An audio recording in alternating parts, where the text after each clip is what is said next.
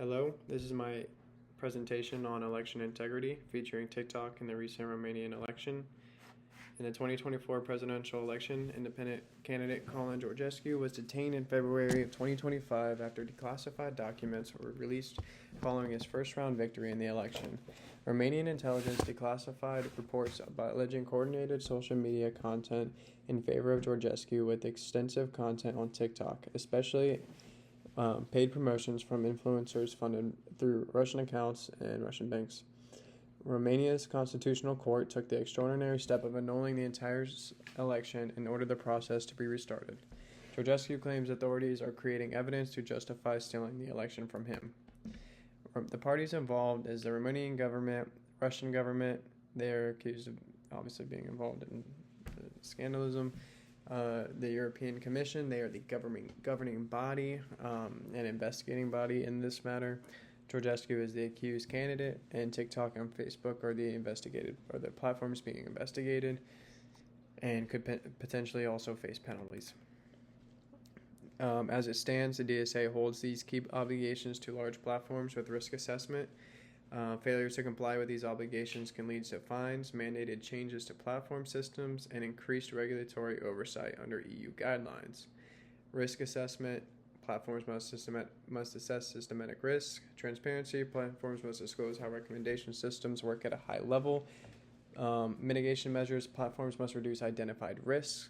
Independent audits: platforms can be audited by EU regulators or third parties. The key legal question to be asked in this case: should TikTok be held liable for user-generated content, algorithmic amplification outcomes, and indirect coordinated manipulation? Platforms hold a responsibility to flush out and trace non-verified accounts. Failing to do so surrounding an election is especially damaging to TikTok's credibility. It could lead to major fines and ultimately the platform being banned from use in the country. TikTok will likely eye the safe harbor rule, known as e-commerce directive, established in 2000.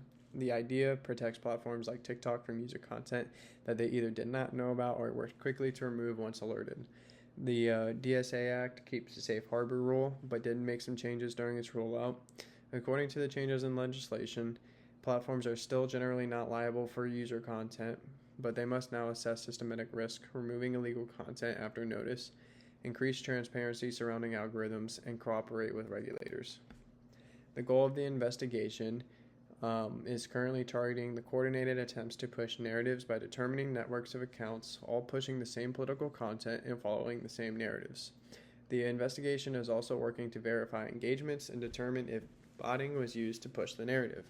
The investigation narrows in on TikTok and Facebook as a platform and examines its algorithms and whether it affected the outcome of the election. The investigators are examining whether the algorithm unintentionally pushed coordinated political content, failed to detect manipulation early, and treating political content as entertainment. In addition to this, regulators are reviewing if political ads were properly labeled and whether influencer-driven content was disclosed as sponsored or coordinated.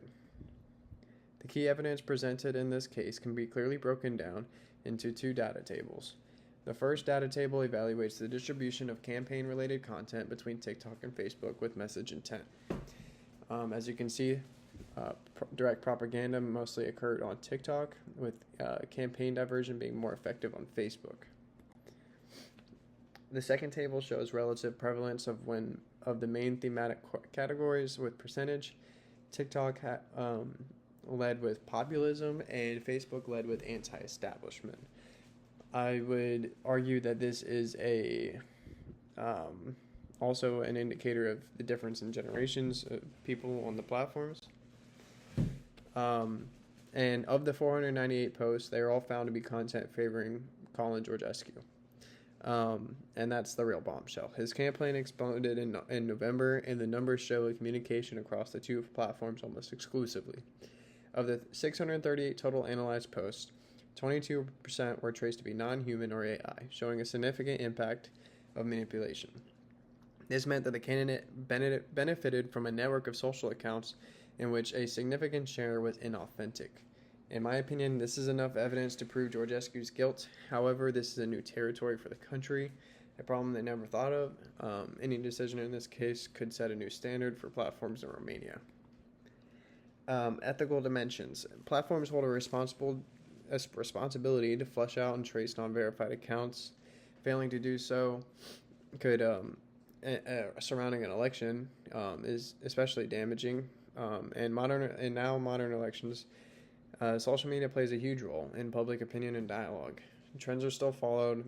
Misinformation can go viral and taken as truth. Once it becomes a trend, it's very tough to undo the public narrative, and it will certainly make an impact.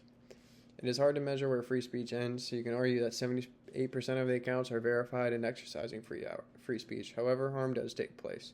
In the smaller 22%, misinformation can spread like wildfire and become the truth over once a majority of people trust the source. In my opinion, and that 22% can certainly infect the 78%, infect the minds of the 78%. In my opinion, speech should be allowed from verified accounts as long as it remains peaceful. Platforms should take further steps, such as disclaimers or reminders to users visible on the post, that is, opinion, possibly correcting information, or providing a resource link to different sources. Implications for platforms. Platform security and transparency needs to be further regulated and under constant oversight. Platforms will need to establish strict protocols and specialized rules regarding political content. Since the investigation has begun, TikTok has announced that it has extended election integrity measures by strong political content labeling, expanded election integrities in the teams in the EU, improved detection systems for coordinated behavior networks, and their participation with the EU and their disinformation coordination mechanics. TikTok and Facebook could be mandated to make changes to protect and provide security. Failure to do so could result in fines and the platform being banned in the country. In conclusion, the Romania TikTok election integrity case represents a broader global challenge: how to regulate algorithmic platforms that shape political information without directly controlling it. Under the European Commission and the Digital Services Act, this investigation is not only about one platform or one election, it is about defining the future for digital democracy and the future rules that come with it. The outcomes of this case will highly affect how social media companies design recommendation systems, how political content is labeled and moderated, and as well as governments regulating digital campaigning going forward.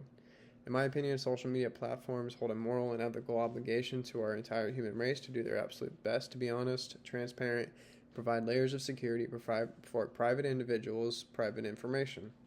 Elections will continue to be decided on social media rather than at the voting centers.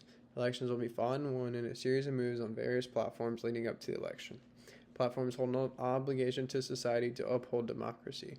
If platforms decide to share only what is in their interest, we are doomed to end in a chaotic world lacking structure.